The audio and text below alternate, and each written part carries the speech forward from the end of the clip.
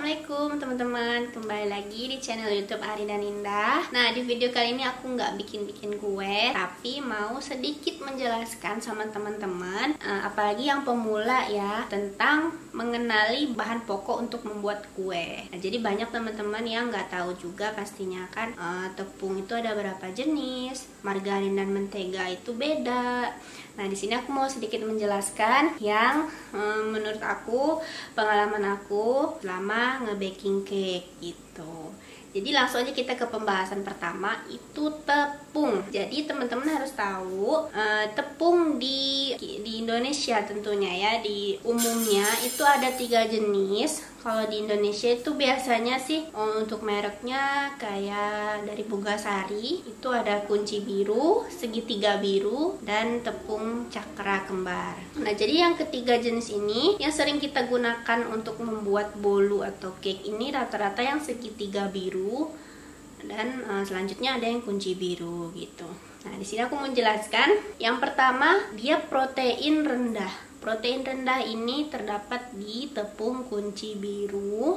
Itu seringnya kita gunakan untuk kue-kue kering. Fungsinya itu untuk hasil cake yang lebih lembut, dan kalau untuk cookies itu lebih renyah gitu dibanding kita menggunakan tepung segitiga biru. Nah, jadi kalau tepung segitiga biru ini protein sedang, jadi posisinya di tengah gitu ya teman-teman. Nah, teman-teman perlu ingat kalau untuk kue kering, berarti protein rendah itu biasanya adanya di kunci biru.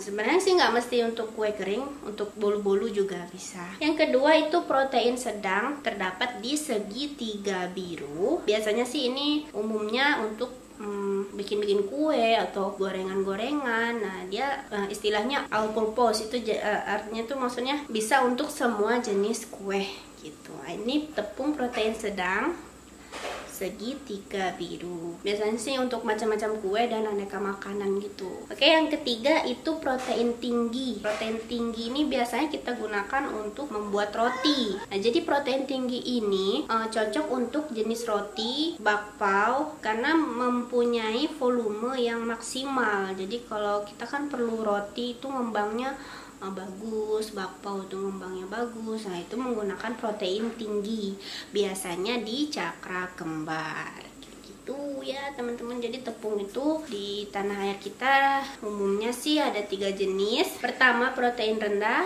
protein sedang, dan protein tinggi. Nah, jadi teman-teman harus bisa bedain 3 jenis ini kalau mau bikin kue. Jadi dicocokin dulu kue apa yang mau teman-teman bikin. Nah, pilih tepungnya yang tepat. Next kita bahas ke gula. Jadi gula pun ada 3 jenis. Pertama gula halus, gula kastor, atau gula pasir biasa. Nah, jadi kalau gula halus ini biasanya kita mengenal dengan gula bubuk.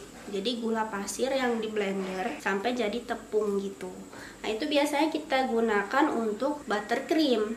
Biasa sih aku pakai untuk membuat buttercream gitu kan. Atau gula halus ini seringnya dipakai untuk kue-kue kering karena teksturnya lebih lembut kan. Jadi lebih mudah diolahnya. Yang kedua gula kastor atau gula pasir butiran halus. Gula kastornya rata-rata untuk cake jenis kue yang kayak chiffon gitu kan, atau kayak banyak sih.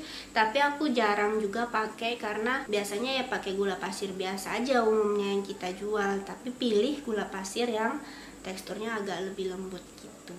Yang ketiga gula pasir biasa, itu dengan butiran kasar ya. Biasanya itu umumnya sih dijual di toko-toko bahan kue. Oke, selanjutnya telur. Ya udah, teman-teman udah pasti tahu telur kan. Telur bahan pokok untuk membuat kue itu harus menggunakan suhu ruang dan gunakan telur yang masih segar. Jadi kalau dia udah encer berpengaruh sekali kepada bolu. Jadi nanti bolunya bantat atau bau amis gitu. Jadi benar-benar pilih telur yang masih fresh, yang kuningnya itu jangan sampai pecah atau cair gitu kan. Nah, selanjutnya jangan juga gunakan telur yang dari kulkas karena itu bisa cair gitu dan membuat cake jadi bantet. Pokoknya pilih telur yang fresh dan bukan dari kulkas ya teman-teman. Next kita bahas tepung maizena. Tepung maizena ini banyak fungsinya. Selain untuk memperhalus tekstur cake, juga berfungsi merendahkan kadar protein tepung. Tapi penggunaannya tidak boleh terlalu banyak, rata-rata paling ya 10 gram kayak gitu atau 20 gram. Karena kalau terlalu banyak nanti tekstur cake-nya malah lebih menjadi kering gitu. Bisa juga digunakan sebagai pengental, misalnya contohnya bikin fla kayak sus, atau masih banyak lagi yang untuk mengentalkan. Bahkan untuk masakan juga biar kuahnya kental itu pakai maizena sedikit dilarutkan dengan air. Next kita bahas susu. Susu juga ada 4 jenis. Yang pertama itu susu bubuk, kedua susu evaporasi, ketiga susu kental manis, yang keempat susu cair. Nah, kita bahas dulu yang susu bubuk. Itu susu bubuk ya berbentuk bubuk dan kering. Seringnya kita gunakan untuk kue-kue kering, bahkan untuk roti-roti juga kita pakai susu bubuk. Ya gunanya untuk biar cake-nya lebih lembut dan lebih enak gitu ya. Susu bubuknya pun harus yang full cream biar hasil cake-nya maksimal. Terus kalau susu evaporasi itu susu yang kadar airnya dikurangi. Jadi susunya dimasak sampai teksturnya itu lebih kental gitu. Itu biasanya susu evaporasi untuk biasa sih aku gunakan untuk dessert box gitu, untuk siraman, apalagi milk bath cake gitu ya, itu pakai susu evaporasi. Dan untuk menghemat sih biasanya aku bikin sendiri susu cair full cream yang aku masak kurang lebih 30 menit sampai warnanya berubah kuning dan agak mengental. Tapi kalau mau beli jadi juga banyak yang udah per kaleng gitu susu evaporasi. Yang ketiga susu kental manis. Nah, ini juga nggak kalah penting dalam pembuatan kue. Kalau susu ini memiliki kandungan lemak dan gula yang sangat tinggi, jadi memang rasanya sangat manis. Biasanya sih digunakan untuk hidangan cake penutup gitu, kayak yang kayak brownies gitu kan, yang manis-manis tentunya. Yang keempat susu cair. Susu yang berbentuk cairan biasanya menggunakan susu murni atau susu bubuk yang dicairkan dengan air, atau boleh juga menggunakan susu UHT kemasan. Nah, jadi biasanya sih kalau kita mau pakai susu cair itu untuk puding, banyak di toko-toko bahan kue yang sudah dijual kemasan 1 liter. Next kita bahas whipped cream. Nah, pasti teman-teman bingung kan, whipped cream dengan whipping cream tuh sama nggak sih gitu kan? Jadi kurang lebihnya sama, cuman kalau whipped cream ini ada yang bubuk dan ada yang cair. Nah, kita bahas yang bubuk. Yang bubuk ini lebih mudah mengolahnya, tinggal kita tambahkan dengan air es. Dia sudah menjadi buttercream gitu. Cuman dia tidak bertahan lama di suhu ruang. Jadi harus yang sejuk atau di dalam kulkas gitu. Kalau kita mau menggunakan buttercream dari whipped cream. Ada whipped cream cair. Nah, ini biasanya dibuat dari kepala susu yang diproses. Rasanya itu gurih, warnanya putih seperti susu, tapi kental, mudah ditemukan di supermarket bagian susu dan yogurt. Jadi ini bisa juga kita kocok sampai dia kaku, nanti dia jadi buttercream. Biasanya sih kalau whipped cream nih aku gunakan untuk dessert box. Nah, ini yang penting nih teman-teman. Pasti bingung kan apa bedanya margarin dengan mentega. Teman-teman boleh searching juga.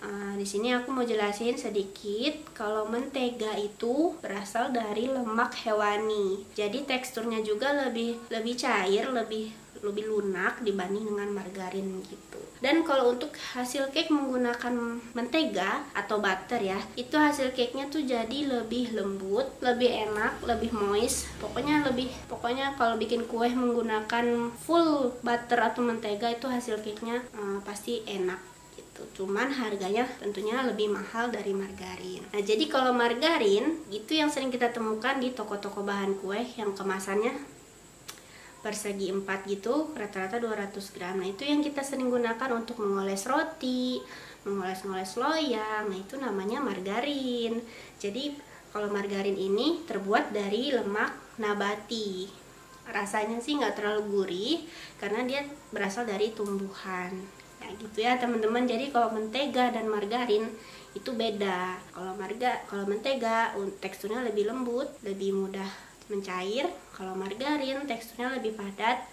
Itu umumnya bisa kita gunakan untuk langsung dimakan, itu bisa gitu kalau margarin. Oke teman-teman, jadi ini karena beberapa bahan pengenalan yang harus teman-teman tahu, tapi lumayan banyak juga. Jadi aku bagi jadi 2 part. Ini part pertama. Jadi kalau untuk membuat kue, teman-teman harus kenali dulu bahan pokok untuk membuat cake-nya. Jadi supaya cake yang teman-teman bikin itu berhasil dan nggak gagal, apalagi bantet gitu kan. Nah, jadi ada 7 item yang udah aku bahas barusan. Mudah-mudahan teman-teman bisa pahami. Kalau misalnya ada yang nggak mengerti, boleh komen, ditanyakan. Insya Allah nanti aku balas.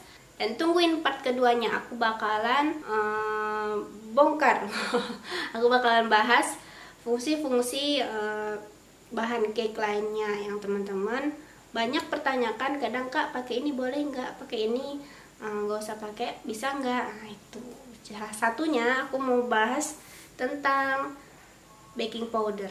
Baking powder boleh ditiadakan atau tidak. Nah, itu nanti aku bahas di part kedua. Oke, sampai jumpa lagi di video selanjutnya. Assalamualaikum.